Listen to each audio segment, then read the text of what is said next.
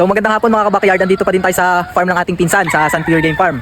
At andito tayo sa kanilang hardening area, tapos katabi nito ay breeding area. Papakita ko yung mga materialis nila, kasi dito din talaga halos nanggagaling yung mga ginagamit natin na materialis sa ating backyard. Baka nga pala hindi ko maipakita lahat kasi madami, tapos yung iba nasa ibang lugar, hindi ko rin gaano sa ulado, pero ipapakita ko sa inyo yung mga kilala ko lang. Pero tingnan nyo muna tong hardening area nila, puro white.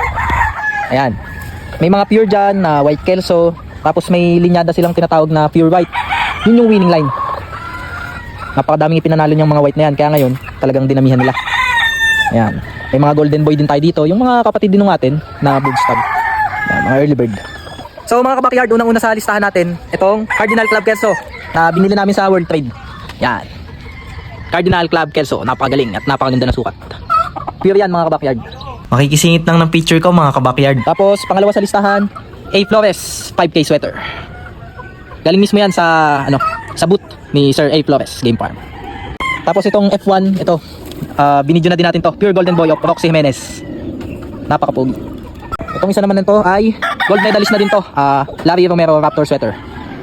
Yan, pogi yan. Patayin natin mga kabakyard. Yun, nakakulong lang kaya ganyan yung balahibo. Ito naman ay Tornado Hatch. At itong isang ito, Paul Spark Gray. Yun, tumindig ka boy. Yun, JM Fantastic Bulik. Galing sa Agupaan, 3 years old, Gustavo sweater. Napanalunan sa raffle, or binili yata nila. Nag-seminar kasi sila doon. Galing mismo sa Agupaan yan. Tapos itong isang naman na to, si Kindness, pinakauna nating manok na naglugon. Hindi naman natuloy yung laban, kaya yan, nagkasakit. Siya pinakauna nating manok sa lipa natin binili nung hindi pa tayo nagsisimula mag-breed. Tapos nag-engage na din tayo sa pag-breed. Ayan. Tapos itong isang ito naman mga kabakyard, pure na white kelso from Sir B-Boy Enriquez. Yan, isa sa mga good producer nila yan dito sa farm. Talagang nagpanalong linyada. Medyo lugon lang kaya ganyan.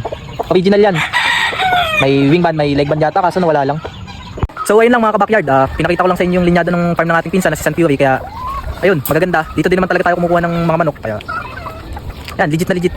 Kung may tanong kayo mga kabakyard, comment lang kayo kung ano pang gusto nyong malaman dito sa farm ng ating pinsan at ibabahagi ko sa inyo.